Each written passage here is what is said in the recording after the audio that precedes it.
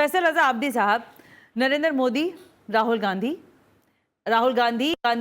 کے ساتھ باقی ساری جماعتوں کا اتحاد، opposition, Narendra Modi, B J P, جو آپ کو پتا ہے المعروف RSS.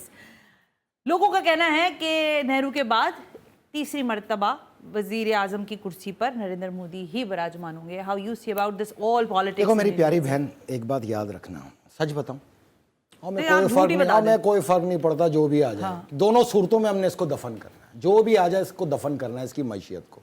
اب جو بھی آئے گا کریڈٹ اسی کے بجائے گا. لیکن آج میں انڈیا کے مسلمانوں سے ایک سوال کرنا چاہتا ہوں. 20 کروڑ ووٹر ہو آپ. ہاں 20 کروڑ ووٹر. 20 کروڑ ووٹر ہو رجسٹرڈ.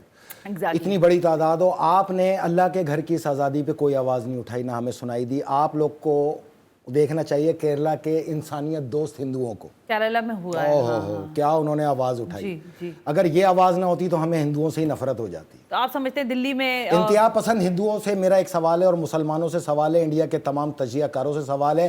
یہ 18,000 دہشت گرد اپنے ریٹائر اور حاضر فوجی تم نے فلسطین کس لیے بھیجے؟ جبکہ وہاں نہ کوئی کام ہے، نہ کوئی فیکٹری چل رہی ہے، نہ پورٹ چل رہی ہے. ہیفا پورٹ سے ایک کنٹینر کی ٹرانزیکشن نہیں ہے، نہ ہی کوئی وہاں پہ ہوائی اڈہ چل رہا ہے. وہاں کے تمام لوگ تو بنکروں میں زندگی گزار رہے ہیں. 2 لاکھ IDPs ہیں اس وقت اسرائیلی جو خیموں میں گزارا کر رہے ہیں. حزب اللہ کے حملوں کے بعد اپنے گھروں میں نہیں جا سکتے. تو یہ 18,000 وہاں کون سا کام کرنے گئے؟ وہاں کرنے گئے مسلمانوں کا قتل عام.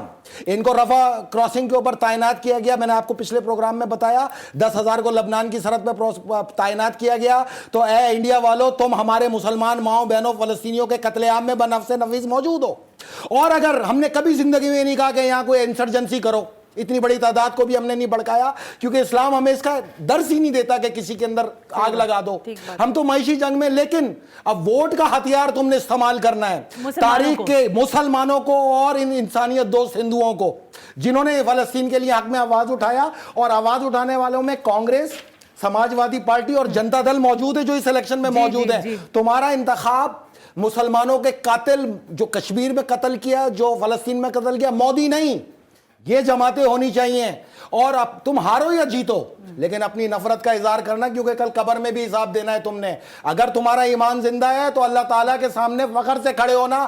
اپنے ووٹ کی طاقت سے اس کے اوپر وہ تعزیہ نہ مارو اس مودی کو کہ اس کو پتہ چلے کہ عوام میں کتنی نفرت ہے مسلمانوں کے قتل عام کی وجہ سے. اور میں امریکی حکمرانوں کو کہتا ہوں، دیکھو غور سے، تم اس فلسطین کو اسرائیل بنانے گئے تھے. آج اپنی یونیورسٹیز پہ اور امریکہ پہ نظر ڈالو، پوری عوام اس وقت فلسطین بن چکی ہے. تم نے ٹریلینز آف ڈالر حزب اللہ کو دہشت گرد قرار دینے میں لگائے تھے. سنیں میری بات، حزب اللہ کو دہشت گرد قرار دینے میں ٹریلینز آف ڈالر لگائے، 30 سال محنت کی. لیکن مینہٹن نیو یارک کے اوپر آج جو تمہارے نوجوان نکلے ہوئے یونیورسٹی کے، ان کے ہاتھ میں حزب اللہ کا جھنڈا، اسلام کی فتح کا اعلان ہے، فلسطین کی فتح کا اعلان ہے. تم اس کو دہشت گرد ثابت کرنا چاہتے تھے، وہ تمہارے عوام کے دلوں کی دھڑکن بن گئی اور ہیرو بن گئی. یہ تمہاری شکست ہے. اس شکست کو تسلیم کرو قبل اس کے کہ تم ٹکڑے ٹکڑے ہو جاؤ. اور یہ ہونا ہے انشاءاللہ اگلے 2 سال میں. امریکہ کو ٹکڑے ٹکڑے ہوتے ہوئے اسی کی عوام کے ہاتھ دیکھیں گے. دیکھیں امریکہ کی عوام کے ہاتھ میں اس کا مستقبل پوشیدہ ہے. اٹلانٹک اور پیسفک کے پانی اس کا انجام ہے.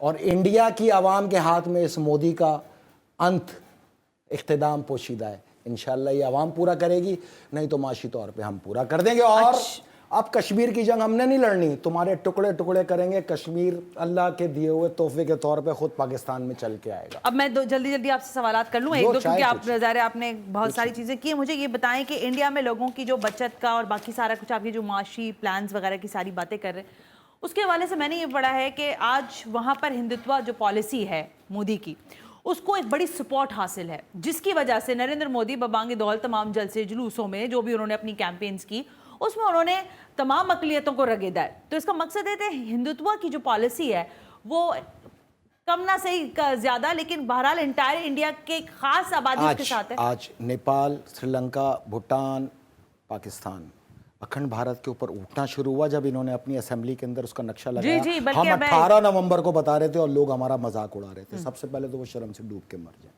کیونکہ حقیقت نکلا. تو انشاءاللہ یہ نہیں بنے گا. میں آپ سے یہ وعدہ کر رہا ہوں نا، 26 نومبر 2026، 26 کا سال اللہ کا طے ہے. 26 نومبر کی تاریخ میں نے متعین کی ہے. یہ ختم ہو جائے گا. اس کو معاشی طور پہ ختم کر دیں گے. یہ اتنے ٹکڑے ہوں گے کہ آپ بھی حیران رہ جائیں گے. اور سنیں، तमाम लोगों को इसके चुंगल से निकालना ही शायद इंसानियत के ऊपर सबसे बड़ी भलाई हो। ये तमाम लोग जिन पे वो आज तनकीद कर रहे हैं, ये इसी इलेक्शन में इसको देंगे। हाँ, अगर एजेंसियां जिस तरह CIA वहाँ करती है, वो यहाँ करती है, वो अगर हो जाए तो एक मिसहैप हो सकता है, लेकिन बहरहाल इसके होते हुए इंडिया तबाह हो, ये मेरे लिए ज़्यादा ज़रूरी है।